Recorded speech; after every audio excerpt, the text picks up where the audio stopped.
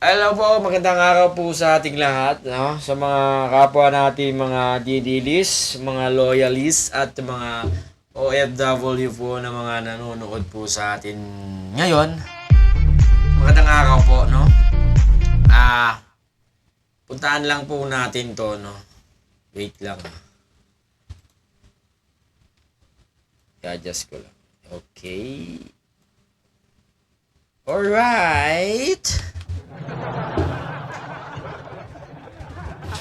Okay po. Hello po sa inyo. Magandang araw. Gigigil ako sa aso ng mga Duterte. Na nagngangalang Salsal Panelo. Meron na naman po siyang matinding budol o matinding panggagansyo sa mga botante. Panggagansyo sa mga DDLs na nagtitiwala at sumusunod sa kanila poon na si Duterte, Digong at Assistant Majority of DDS Panelo at Vice Presidente ng mga DDLs na si Vice President Sara Digong Nyo Duterte. So panoorin natin si Panelo, ang aso po ng mga Duterte. Kung ano ang kanyang pinuputok ng butchi. Teka lang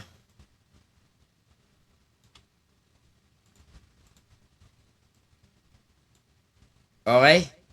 Remark of BBM.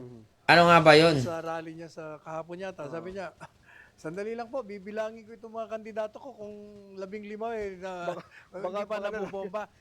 Yun ang magandang sagot kasi nagbibiro din siya. Ganon dapat, hindi yung demanda. Kaya sabi ko nga, don't you have any other product? Alam mo boss Panelo, no? Boss Salsal Panelo. Ang pagpatay, ang tinutukoy po dito ni Salsal Panelo, mga kaibigan, yung kaso po na isinampa po ni General Torre kay Katay Digong, no? Alam nyo po, sinapa niya ata ng inciting sedition. At saka, ano pa po yung iba? Grave threat at unlawful bla na yan. Kung ano man yan, yun na yun, no? Hindi ko kasi nabasa, mga kaibigan, Alam niyo naman, kulang tayo sa research. Sinatamad na tayo mag-research. Bakbakan na lang natin. Huwag tayo mag-research. Research na yan. Huwag lang tayong pumalya o sumobra. Baka naman tayo ay mabalikan. At ma-filean din ng mga kaukulang kaso. Yun naman po yung ayaw na ayaw po natin, mga kaibigan.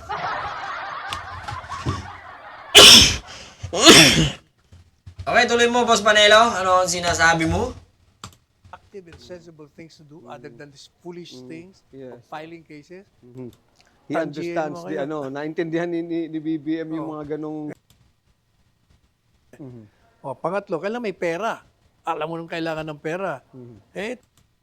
Unwittingly, the former president is admitting na malakas ang kalaban kaya kailangan bombay mo para mawala. Hindi ba? Hindi, oo nga, boss question na lang natin to He is admitting na malakas ang kalaban, pero wag mong manonormalize ang pagpatay, Kasi makikita ng mga bata yan, hunghang, buang kang damuho ka. Wag po nating inonormalize yung pagpatay at masama iyan sa mata ng Diyos at mata ng batas. Yung pagpatay, di ba? Paano kung napapanood ng mga bata yan, normal lang pala ang pumatay, papatay nga si Digong Papatay nga si Duterte ng mga senador? Ako pa kaya? Sabi ng bata na nakakapanood niyan. Tarantado. Gago! Huwag po natin i-normalize ang pagpatay. pangit ho yun. Ha? Normalize na lang po natin yung salitang, pwede ka naman magmura na lang, pwede ka na lang, ano-ano na lang pagsasabi mo, buang si ano, tunggol si ano.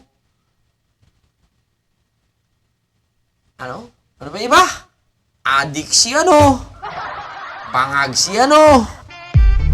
Pero mga kaibigan, panelo, ha? Saksak mo to sa baga mo, ha? Kasi kinasuhan yan dahil ang salita hong pagpatay, hindi ho maganda yan, lalong-lalo na po sa mga bata. Ha?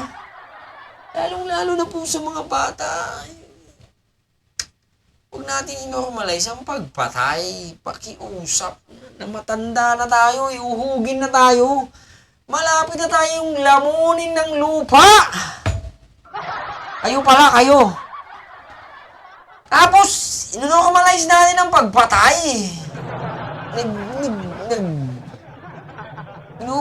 Binobroadcast natin yung pagpatay. Papatay tayo ng mga senador. Magbubomba tayo ng mga senador. Eto namang uhuging to ng mga senador natin. Tinawanan lang, joke-joke lang daw. Paano kung may gumawa yan sa inyo? At isisigay digong, ha? Matutuwa kaya kayo? Diba? May gumawa yan na iba. Nung may hinanakit sa inyo, matutuwa ba kayo? Diba? Ewan ko sa mga senador na to. Dapat iniisa-isa yung kasuhan. Ituloy mo, Panelo. Yun ang implikasyon nun. Kayo talaga. Well, since you put it that way, sabi nga nila, well, sa bagay, no? When you think about it, I had read somewhere, kung yan ang presentation mo, Sec, sabi nga nila, the fear daw of the fear of the enemy of you is dependent, you will see that in the weapon that they will use against you. So, ibig sabihin nun, tama ka naman. Ibig sabihin nun, malaki yung takot ng presidente sa 15. Now, my question is, 15 ni Presidente BBM, my question is, ikaw ba may takot dun sa 15 na yon? Hindi. Kasi talagang malakas sila eh. Malakas talaga. Because they're in the Maliman administration. o tama ang perception na sinasabi ko, talagang malakas. Bakit malakas? Number one, yung mga tumatakbo dati ng senador, at maraming bumabalik na senador. Ano bang kailangan mo pag gusto mong manalo? Kailangan mo ng name recall, face recall, they have all that. Kung titingnan mo yung kalaban, halos 2-3 lang ang meron doon. Okay. Tapos, kailangan may organisasyon. Yung mga tumatakbo ngayon sa kabila, talagang puro may organisasyon kasi galing na sila ron eh. Pangatlo, kailangan may pera. Alam mo nung kailangan ng pera. Itong mga kalaban, wala eh. So, talagang malakas sila. Kaya yung biro ni Presidente, sa tingin ko, kinikilala niya yon. Kaya yung sagot ni BBM, I just read the remark of BBM doon sa rally niya sa kahapon yata. Sabi niya, sandali lang po, bibilangin ko itong mga kandidato ko kung 15 na hindi pa nabubomba. Yun ang magandang sagot kasi nagbibiro din siya. Ganon dapat, hindi yung demanda. Kaya sabi ko nga, don't you have any other productive and sensible things to do other than these foolish things of filing cases? He understands naintindihan ni BBM yung mga ganong Kaya nagpapatawa rin siya. joking. Dapat ganun na lang. Oo. Hindi, pero kasi Hindi, boss. Mga kababayan po natin nanonood po dyan. 5, 10, 30, 50 man kayo. Sa mga bata po, yung naririnig nyo po kay Digong na PI, naririnig nyo ng mga bubombahin, naririnig nyo ng mga papatayin, huwag nyo hong pwede nyo hong seryosuhin. Pwede nyo hong baliwalain. Pero, ang sentimiento lang po ng mga matitinong tao po dito sa Republika ng Pilipinas, Bossing Panelo. Alam ko, isa lang naman akong ordinaryong vlogger na wala pa pong hindi pa monetize. Wala pa pong may pagmamalaki. wala pa pong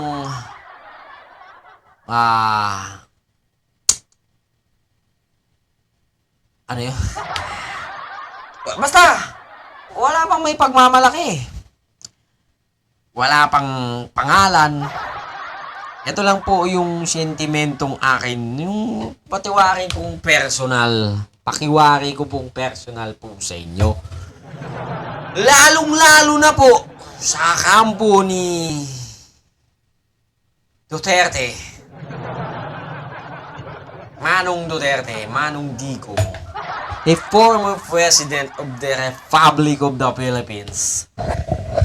Ang pakiwari ko hong personal, ako ay isang ordinaryong tao lamang na nasa sa inyo po kung pakikinggan po ninyo. Pakiwari ko pong personal, ilihis nyo kung magbibiro man ho kayo ng patayan, huwag po sa national media.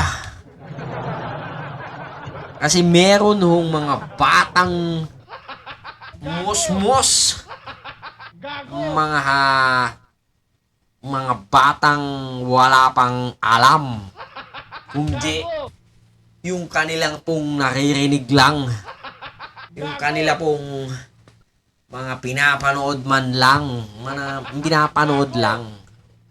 Huwag nyo hong inormalize ang salitang pagpatay. Okay? Para na lang po, kung mahal na mahal nyo po yung susunod na henerasyon, Boss Digong, Boss Duterte, huwag nyo hoong i-normalize na i-announce ang pagpatay. Maliho iyon. Kayo po ay isa pong abogado. Isa po kayong former president. Okay? Meron pa pong konting naniniwala po sa inyo. Ha? Kami ho ay nakikiusap, nagsusumamo po. Mapanood nyo man po ito o hindi. Huwag po ninyong inormalize po yung pagpatay. Okay? Marahil mamamatay tao kayo. Marahil kayo po ay expert na sa mga ganon. Pakiusap po, pakiwaring personal ng isang ordinaryong kagaya ko. Ordinaryong hampas lupa. Pakiwari ko pong personal po sa inyo, Mr. Former President. At sa iyo na ring Boss Panelo, na huwag niyo hong inormalize ang pagpatay. Sasabihin niyo yung po sa ibang pronunciation. Iligpit natin yung mga 15, 15 senador. Ganun na lang. Iligpit. Diba? Huwag po yung patay na lang natin sila. Bombahin na lang natin sila. Alam niyo ho ba, kung batas po na anti-bomb threat po, bawal na bawal ho yun. Bawal hong magbiro. Sa mga pampublikong lalong-lalo sa aeroplano, bawal mo pong sabihin ng salitang bomba. Ha? Hindi niyo ho ba alam yun? Bombahin, di ba? Bawal ho sa mga pampublikong lugar. Nasa anti-bomb threat law po yun. Di ko alam kung saan provision po yun. Marahil kayo alam nyo, kayo ay isang abogado. Diba? Pinag-aralan nyo yung batas. Ang problema, pinag-aralan nyo yung batas. Takapagpatupad pa kayo noon ng batas. Taga-implementasyon nyo po, yung batas. Kayo ho ang gumagawa ho ngayon ng mali. Paano ho ba yun? Sino ho ba ang nag-iidolo sa inyo, mga DDS? Pangit ho yung pagpatay na yan. Pangit. Marahil, yung mga biktima ng mga addict, mga drug lord na yan, marahil mali talaga yon. Masama iyon. Kaya nga natin sinabi yung masama eh. Ate, tangin na. Kasi pangit ang pumatay. Pangit ang pumatay. Okay? Yun lamang ho. Pakiwari lang ho ng isang ordinaryong hampas lupang